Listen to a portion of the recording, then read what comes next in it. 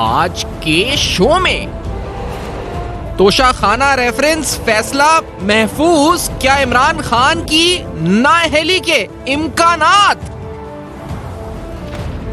Telephone call का मामला, FIA ने शौकत तरीन को तलब कर लिया, डॉलर बेकाबू, सट्टेबाज सरगर्म।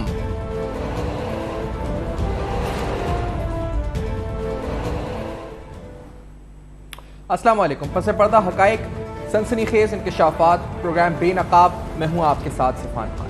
नाज़रीन, तोशाखाना रेफरेंस एक इंतहाई अहम रेफरेंस है। इस रेफरेंस को बाकी तमाम केसेस से, यानी जो इमरान खान साहब पर 20 के करीब केसेस हैं वो, जिसमें फॉरेन फंडिंग का केस अलग है, अगर और इस तोशाखाना रेफरेंस को देखें तो बहुत से तज्ज़िया-निगार, बहुत से कानूनदान जो मामलात को समझते हैं वो कहते हैं कि अगर नाअहली की तलवार कहीं लटक रही है तो वो ये तोशाखाना रेफरेंस है, जिसमें फॉरेन फंडिंग केस ही बहुत सीरियस है, जिसकी इंप्लीकेशंस ना सिर्फ अभी बल्कि इन द लॉन्ग टर्म भी हो सकती हैं। एक तो वो दहशतगर्दी वाला केस था जो कि Islamabad high court, honourable Islamabad high court ने उसमें से दहशतगर्दी की दफात निकाल दी। इसके अलावा पुलिस के अलग केसेस हैं जो मुख्तलिफ औकात में लॉन्ग मार्च और एहतजाज की कॉल्स हुई, वो अलग मामलात हैं जो पुलिस में केस रजिस्टर हुए हैं। लेकिन ये जो तोशाखाना का केस है, इस केस में 2 या 3 अहम संगीन वायलेशंस हैं जिनकी निशानदेही मोहसिन शाहनवाज रांझा के रेफरेंस में हुई थी। इसमें कहा गया था कि 140 मिलियन यानी तकरीबन 14 करोड़ रुपए के तहफ़ ऐसे थे जो कि इमरान खान ने अपनी एसेट्स एंड लायबिलिटीज की स्टेटमेंट में, जो कि इलेक्शन कमीशन को जमा होती है, वहां पर डिक्लेयर ही नहीं करे। इसमें यह बताया गया था कि बहुत से तोहफ़ ऐसे थे जो तोशाखाना के रूल्स अमेंड हुए थे उसके बाद अगर 20% पर रिटेन करने थे तो वो अपने तोशाखाना रूल्स के खिलाफ जाते हुए 20% पर भी रिटेंशन उनकी नहीं हुई थी। और बाज़ तहफ़ तो ऐसे भी इस रेफरेंस में एतराज़ उठाया गया था कि जिनको ओपन मार्केट में बेचने के बाद फिर उनकी रिटेंशन जो है पेमेंट दी गई थी, यानी पहले उनको फरोख्त किया गया था, उसके बाद उनकी रिटेंशन जो वैल्यू थी वो पे की गई थी।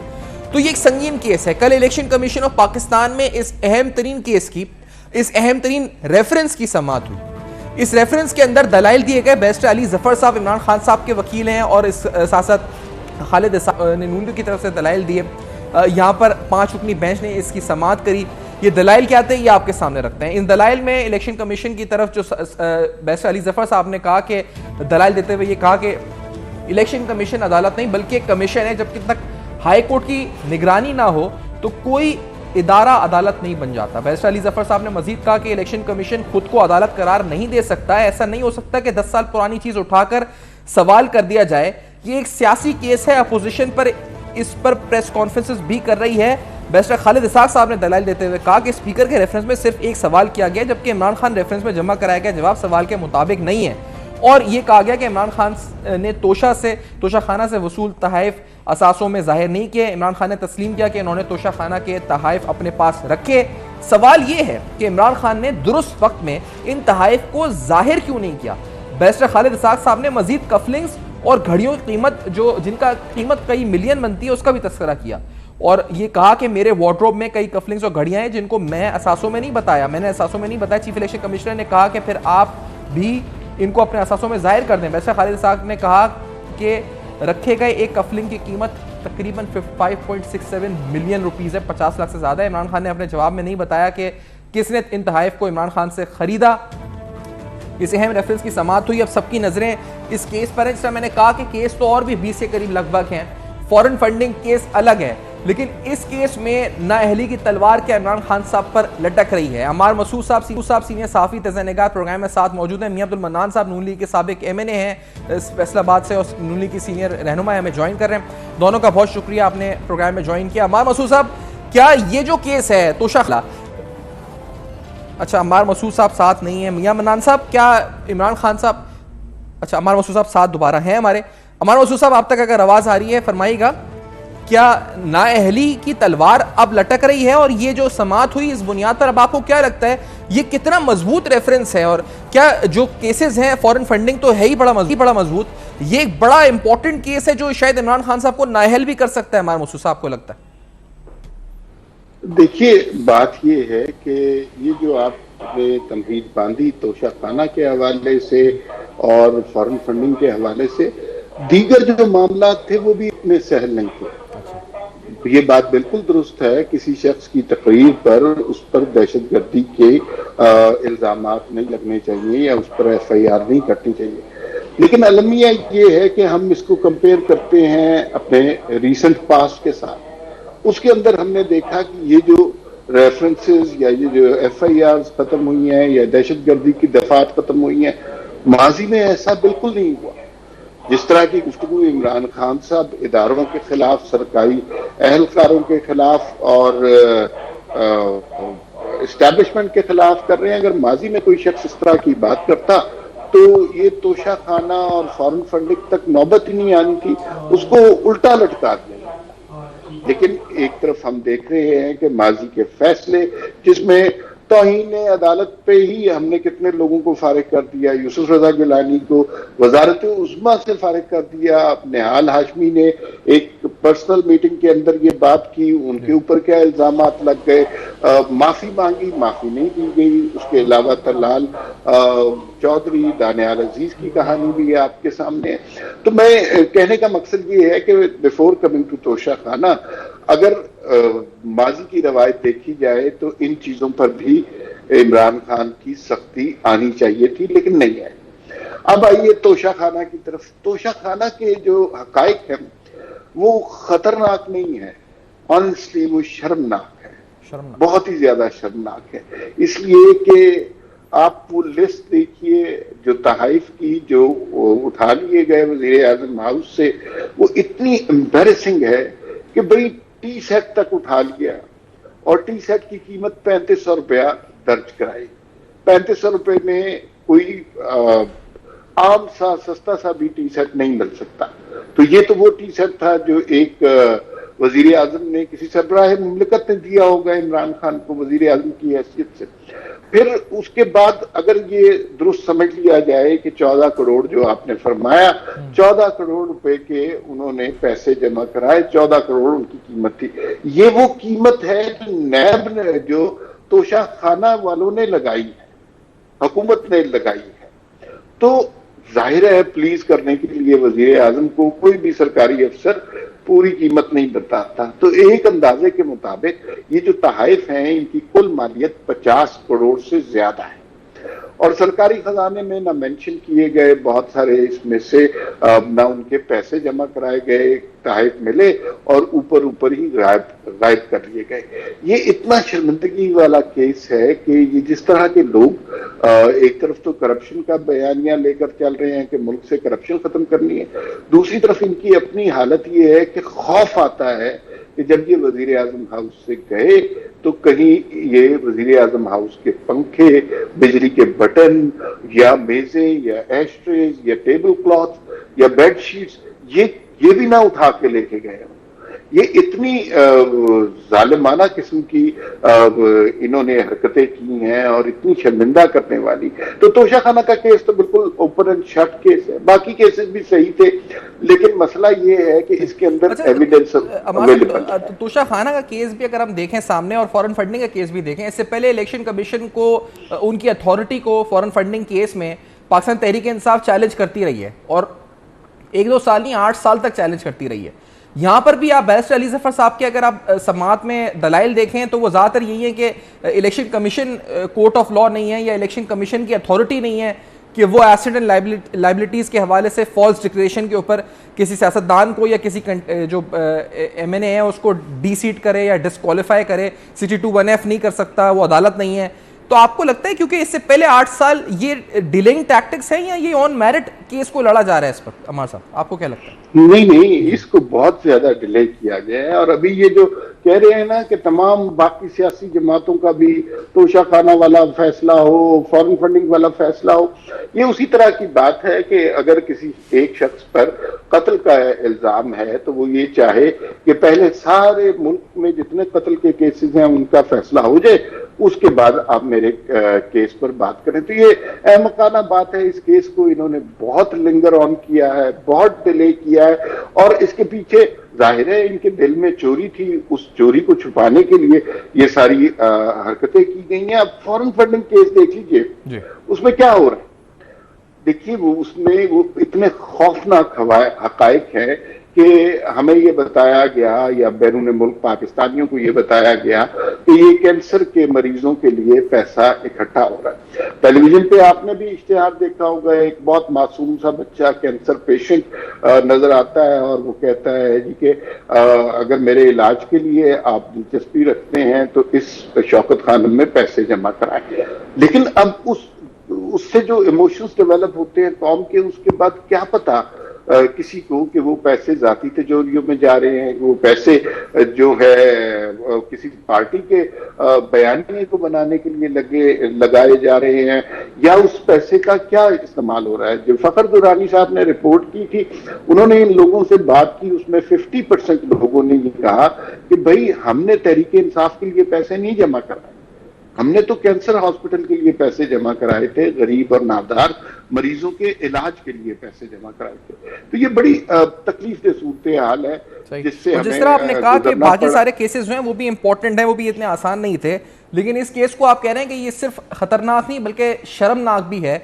मियां मन्नान साहब, आपकी भी राय जाऊंगा, क्योंकि ये मियां मन्नान साहब, नून पीटीआई आप पर इल्जाम नून लीग पे लगा रही है कि आप लोग चाह रहे हैं कि टेक्निकल नॉकआउट कर दे पाकिस्तान तहरीक इंसाफ के चेयरमैन इमरान खान साहब को, क्योंकि इलेक्शन में आप फेस नहीं कर पा रहे, इसलिए आप चाह रहे हैं कि लीगली या फिर टेक्निकल ग्राउंड्स पर उनको नॉकआउट कर सकें।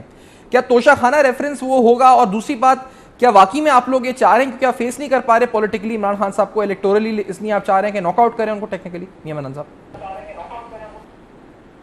जी, बिस्मिल्लाहिर्रहमानिर्रहीम, बहुत शुक्रिया। बात ये है कि ये जो 8 साल से तोशाखाना फॉरेन फंडिंग का केस लटकाया जा रहा था और उस पर मुख्तलिफ़ किस्म की रिटें और स्टे और ये वो लिया जा रहा था, और फिर साथ ये भी कहा जा रहा था कि हमने तो कोई गड़बड़ नहीं की, हमने तो सब कुछ कानून के तहत किया है। जनाब, अगर आपने सब कुछ कानून के तहत किया था तो 8 साल तक आप स्टे के पीछे क्यों छुपते रहे? आप इलेक्शन कमीशन की इंक्वायरी से क्यों भागते रहे? आप उन्होंने जो इंक्वायरी कमेटियां बनाई आप उनसे क्यों भागे? और आपके पास साबित हो गया, लिस्ट आ गई FIA के पास कि आपने ममनुआ फंडिंग भी ली है और फॉरेन फंडिंग भी ली है, और उन कंपनियों से जिन कंपनियों से ममनू थी पाकिस्तान के कानून के तहत फॉरेन फंडिंग लेना, आपने उनसे भी ली है, और इसके बावजूद आप कहते हैं सच्चे हैं। अब तोशाखाना की जो लिस्ट आई है इसमें बेशुमार तहाइफ ऐसे हैं जिनके इन्होंने कीमत अदा ही नहीं की, हालांकि पाकिस्तान के कानून के तहत उसकी कीमत अदा करनी चाहिए थी। इन्होंने कीमत भी अदा नहीं की और सच्चे के सच्चे हैं। और सबसे मज़ेदार काम जो खान साहब ने किया है कि पहले घड़ियां जाकर उस कंपनी के पास बेच के आए जिस कंपनी से उन्होंने शहजादों ने ख़रीदियाँ थी, और वो पैसे लाकर उसका चौथा 5वां हिस्सा कौमी ख़जाने में जमा करा दिया और बाकी सारा माल खा गए। लेकिन मियां साहब, ये जो बात है कि टेक्निकल नॉकआउट नॉकआउट वाली, सादक अमीन, अब उनको कह तो कुछ नहीं सकते, वो तो जो भी केस है मियां साहब, लेकिन टेक्निकल नॉकआउट वाली जो बात कह रहे हैं वो कह रहे हैं कि आप लोग क्योंकि फेस नहीं कर पा रहे इसलिए आप चाह रहे हैं कि टेक्निकली नॉकआउट करें। ये बात हकीकत है क्या? हटिया गया तो दोबारा कर। अच्छा, एक ब्रेक लेते हैं नाज़रीन, इस ब्रेक के बाद वापस आते हैं। इस ब्रेक के बाद एक और अहम तरीन डेवलपमेंट आपके सामने। वेलकम बैक, आप देख रहे हैं बेनकाब, और आज बेनकाब में नाज़रीन तोशाखाना रेफरेंस क्या नाअहली की तलवार इस केस में लटक रही है। इस केस में जो दलाइल दिए गए और जो कानूनी नुकात पाकिस्तान तहरीक इंसाफ और नून लीग की तरफ से उठाए गए इनको डिस्कस करने के बाद और तोशाखाना रेफरेंस में क्या संगीन वायलेशंस हुई ये आपको बताने के बाद एक और इंपॉर्टेंट डेवलपमेंट की तरफ आते हैं। ये हमने देखा कुछ दिन कबल शौकत तरीन साहब की एक कॉल लीक हुई तैमूर झगड़ा साहब के साथ, मोहसिन लगारी साहब के साथ, एंड उस वक्त जिस वक्त पाकिस्तान और IMF की डील फाइनलाइज होने वाली थी, यानी एग्जीक्यूटिव बोर्ड का इजलास होने वाला था। इस गुफ्तगू के अंदर यानी तैमूर झगड़ा साहब के साथ जो गुफ्तगू हुई थी, ब्रीफली अगर आपको सुना देते हैं इसमें क्या कहा गया था के अंदर शौकत तरीन साहब और तैमूर झगड़ा साहब की। ब्रीफली लेट्स हियर दिस कि क्या कहा था, ताकि आपको डेवलपमेंट बताएं। Let's hear this first. Shaukat साहब, अस्सलाम वालेकुम सर। वो आपने खत बना लिया? अभी मैं बनाता हूँ उसमें I have an old letter. मैं रास्ते में विद असद कैसर अभी बना के आपको बना ले। उसके बीच में सबसे बड़ा जो पहला पॉइंट बना लेना आप, दूसरे तो आपने पहले बनाए हुए वो बनाएंगे। जो फ्लड्स आए हैं इन्होंने पूरे उसका बेड़ा गर्क कर दिया है खैबर पख्तूनख्वा का। इस सिलसिले में अब नाज़रीन अब तलब कर लिया गया है इस वक्त FIA ने शौकत तरीन साहब को। आपको बताते हैं नुकात क्या हैं जो उनको तलबी हुई है इस नोटिस के अंदर। शौकत तरीन और तैमूर झगड़ा के दरमियान टेलीफोन कॉल का जो मामला है, इसमें साइबर क्राइम सर्कल इस्लामाबाद की तरफ से साबिक वजीर खजाना शौकत तरीन साहब को तलब किया गया है 21 सितंबर सुबह 10 बजे साइबर रिपोर्टिंग सेंटर इस्लामाबाद में वो पेश हों। इंक्वायरी 15 सितंबर को अरशद महमूद की दरख्वास्त पर शुरू हुई है। फोन कॉल में आप तैमूर झगड़ा को उकसा रहे थे खैबर पख्तूनख्वा हुकूमत वफाकी हुकूमत को फिस्कल बजट की इजाफी रकम वापस नहीं करे, ऐसा करने से वफाकी हुकूमत और IMF के दरमियान मसाइल पैदा हों, यह शौकत तरीन साहब ने कहा। और अगर आप पेश ना हुए तो इसका मतलब होगा कि आपके पास दिफा में कहने के लिए कुछ नहीं है। इस नोटिस को भी हम आपको दिखा देते हैं जिसमें name of complainant Arshad Mahmood है, एलिजेड शौकत तरीन, इंक्वायरी नंबर 757 ऑफ 2022 और इंक्वायरी रजिस्ट्रेशन डेट 15 सितंबर 2022। ये FIA की तरफ से तलबी का नोटिस है। अम्मार मसूद साहब, ये कितना सीरियस मामला है, क्योंकि इसकी जो मैग्नीट्यूड तो बड़ी इंपॉर्टेंट थी।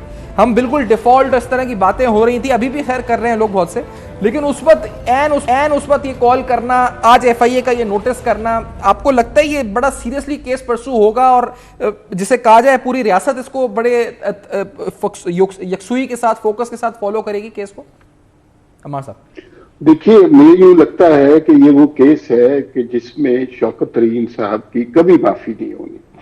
अगर ये बात होती सिर्फ सियासी बयानिए तक की कि दो जमातें एक दूसरे से सियासी इख्तलाफ कर रही हैं तो फिर तो मामला कुछ और होते, लेकिन ये बड़ा विजिबल नजर आ रहा है कि एक सियासी जमात के साबिक वजीर खजाना ने पाकिस्तान की मईशत की पीठ में छुरा घोंपने की कोशिश की है, गरीब आदमी के पेट पर लात मारने की कोशिश की है, और जो जिस मुआहदे में के लिए पूरी कौम तरस रही थी, तड़प रही थी कि जरा बैनुल अक़वामी इमदाद मिले, क्योंकि इमरान खान जिस नहज पर से इकॉनमी को छोड़ के गए थे उसके बाद बहुत बुरे हालात हो गए थे। IMF से मुआहिदा किया, फिर खुद ही उस मुआहिदे को तोड़ते रहे।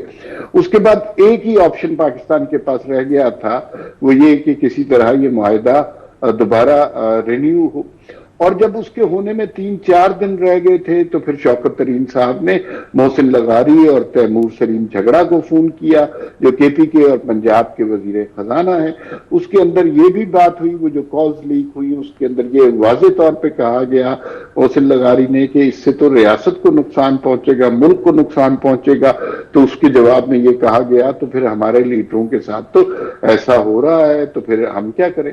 तो ये देखिए, ये इस बात पे माफी नहीं होनी चाहिए। अगर आप अपने सियासी बयानिए की खातिर इस मुल्क को नुकसान पहुंचा रहे हैं, गरीब आदमी को तबाह करने की कोशिश कर रहे हैं, इस मुल्क की मईशत के खिलाफ साजिश कर रहे हैं, तो मुझे यूं लगता है कि जिस तरह शहबाज गिल साहब के बारे में था कि वो 15 मिनट के बाद रिहा हो जाएंगे और फिर उसके बाद उन्हें काफी अरसा लग गया, इस तरह शौकत तरीन साहब भी अब काफी अरसा अंदर रहेंगे जब ये इंक्वायरी होनी शुरू हो जाएगी, क्योंकि ये काबिल माफी जुर्म नहीं है। आप मुल्क को नुकसान नहीं पहुंचा सकते, और अगर आप इस वक्त इन्हें इस बात पर कोई सजा नहीं मिलती, कोई तादीब नहीं होती, कोई सख्ती नहीं आती, तो इसका मतलब है कि वो जो उस बयानिए को तक़वियत दी जा रही है कि जो कहते हैं कि अगर हमारी हुकूमत ना आई तो मुल्क पे एटम बम चला दो, हमारी हुकूमत नहीं आई तो पाकिस्तान के टुकड़े कर दो, खुदा न खास्ता, तो फिर आप उस बयानिए को तक़वियत दे रहे हैं। तो मेरे ख्याल में यहाँ पे रियासत को और रियासती तमाम इदारों को they have to put there. Ammar साहब बताएं खबर इस मुझसे मुतल्लिक क्या है, क्योंकि जिस तरह आप कह रहे हैं कि इसमें माफी नहीं मिलेगी, शौकत तरीन साहब हों, शहबाज गिल साहब हों, इसके अलावा और भी बहुत से तहरीक इंसाफ के रहनुमा जो इस तरह के बयान देते आ रहे हैं, तवातुर के साथ दे रहे हैं। कल इमरान खान साहब आए, उन्होंने भी आके बातें की, मिस्टर XY इस तरह की। लेकिन क्या जिस तरह आप कह रहे हैं कि रियासत अब माफ नहीं करेगी, क्या शौकत तरीन साहब स्पेसिफिक अगर बात करें, क्या ये भी गिरफ्तार होंगे, यानी कानूनी कार्रवाई होगी इनके खिलाफ? इस बयान को लेकर बढ़ा जाएगा आगे, क्योंकि पॉलिटिकल विक्टिमाइजेशन का भी तो बहुत शदीद चर्चा कर रही है तहरीक इंसाफ के हो रही है उनके साथ, तो क्या हुकूमत बढ़ेगी या फिर ये हिचकिचाहट का शिकार हो जाएगी, किसी खौफ का शिकार हो जाएगी? मेरे नहीं ख्याल में ये किसी खौफ का इस मामले में शिकार होंगे। अच्छा। और वो जो इमरान खान साहब के गिरफ्तारियां नहीं हो रही हैं उसके पीछे बहुत से एलिमेंट्स हैं, उस पर फिर कभी बात कर लेंगे, लेकिन ये वाली बात नाकाबिले माफी है कि आप अपने ही मुल्क को जरा सा लोगों को रिलीफ मिलने लगा है, जरा सी इकॉनमी बेहतर होने लगी है, तो आप अपने ही लोगों को जो है ज़िबा करने की कोशिश करें, ये नाकाबिले माफी है। और इसमें आप देखिएगा कि जब शौकत तरीन साहब के खिलाफ कार्रवाई शुरू होगी तो सबसे पहले जो शौकत तरीन के पास से पीछे हटेगा वो तहरीक इंसाफ पीछे हटेगी, वही इनके करीब नहीं आएंगे और वही मुकर जाएंगे कि ये हमने कहा था या इमरान खान ने कहा था। हालांकि उस कॉल के अंदर विजिबली कहा गया है कि ये चूंकि कायद की तरफ से और पार्टी के हेड की तरफ से ये हिदायत हैं, इस वजह से ये सब कुछ किया जा रहा है। मैं बड़ा क्रेडिट देता हूं मुस्लिम लीग नून को और पीपल्स पार्टी को, उन लोगों के साथ क्या क्या सलूक रवा नहीं रखा गया और कौन कौन सा लीडर है जो उनका गिरफ्तार नहीं हुआ, मगर उसके बावजूद उन्होंने अपनी सियासी जद्दोजहद तो की जो करनी चाहिए थी, लेकिन किसी स्टेज पर भी मुल्क तोड़ने की या मुल्क की इकोनॉमी के खिलाफ या मुल्क के अवाम के खिलाफ साजिश नहीं की। और अगर इस केस पर शौकत तरीन साहब की सही तरीके से पूछ नहीं की जाती तो फिर तो आप बहुत ज्यादा अलाउ कर लेंगे लोगों को कि वो अपनी सियासी नैरेटिव को बढ़ाने के लिए चाहे इस मुल्क को बर्बाद कर दें और इस मुल्क के अवाम के खिलाफ साजिश करें। तो I think it's a very serious matter और इसका अंजाम शौकत तरीन साहब और पीटीआई के हक में अच्छा नहीं निकलेगा। अच्छा नहीं है। इस लेटर में जो इंक्वायरी लिखी गई है, लिखा गया कि as inquiry an inquiry has been initiated against you on the basis of voice call that was made to you by Mr. Taimur Jhagda, Provincial Finance Minister of KP government, in which you are provoking him to write a letter to federal government on behalf of KP government that KP government will not return extra money of fiscal budget so that interruption may be created between IMF and government of Pakistan। तो ये एक तरह से IMF और पाकिस्तान यानी रियासत पाकिस्तान के खिलाफ जो था ये अहम साजिश आप इसको कह सकते हैं। मियां मन्नान साहब, कितना एग्रेसिवली, कितना सीरियसली और कितना यकसुई के साथ इस केस को लेकर रियासत को बढ़ना चाहिए, आपका क्या ओपिनियन है इसके ऊपर मन्नान साहब? देखें, मेरी बात सुने भाई, बतौर सियासी कारकुन और बतौर पाकिस्तान के मुहिब वतन शहरी होने के मैं अपनी हुकूमत से, PDM से, अथॉरिटी से, अदारों से दरख्वास्त करूँगा कि नाउ एनफ इज़ एनफ। ये साहब कभी IMF का, अभी आपने इस कॉल का जो मामला बताया है शौकत तरीन साहब का, तैमूर झगड़ा साहब का, और उस ख़त का जो मामला जो तैमूर झगड़ा साहब ने IMF को लिखा कि इस प्रोग्राम को सिरे ना चढ़ना दिया जाए, और आजकल जो ये इंटरनेशनल इनका सोशल मीडिया मेरा भाई प्रोपोगंडा कर रहा है कि सैलाब के पैसे पाकिस्तान को ना दिए जाएं, उस मुल्क को जिसकी तीसरा हिस्सा आबादी और तीसरा हिस्सा रकबा सैलाब से मुतासर हुआ है, करोड़ों लोग बेचारे सड़कों पे बैठे हैं, लोगों का 7 पुश्तों का असासा जो है वो तबाह हो गया है, लोग पता नहीं अगले 5-7 साल पाँव पे खड़े हों कि नहीं। ये पाकिस्तान के शहरी या पाकिस्तान के नुमाइंदे कहलाने के हकदार हैं। खान साहब ने तो अपना नारा मेरा भाई बना दिया है। हम बूढ़े आदमी हैं, हमने तो ये नारा सुना था बुजुर्गों थे कि पाकिस्तान का मतलब क्या, ला इलाहा इल्लल्लाह। इन्होंने नया नारा बना दिया है कि पाकिस्तान का मतलब क्या, अम्मा नु नचा ते बाजी नु नचा। इस तरह ये मुल्क नहीं चलेगा। मेरा चैलेंज है कि पाकिस्तान का हर शहरी मुहिब वतन है, ये नाचने गाने वाले मुल्क को नुकसान नहीं पहुँचा सकते, क्योंकि ये पाकिस्तान कलमे के नाम पे बना है और इंशाअल्लाह ताला क़यामत तक कायम रहेगा। इंशाअल्लाह बिल्कुल कायम रहेगा। एक और अहम तरीन मामला जो है वो मुल्क में माशी जो हमने बेयकीनी सूरत हाल देखी है इसका है, ख़ास तौर पर पाकिस्तानी रुपए की कदर मुसलसल जो गिर रही है। इस पर एक ब्रेक के बाद आएंगे नाज़रीन, तो गुफ्तगू करेंगे और आपको पूरी सूरत करेंगे। आप सवाल कुछ अहम उठाएंगे इस बारे में भी, इस ब्रेक के बाद हमारे साथ रहेंगे।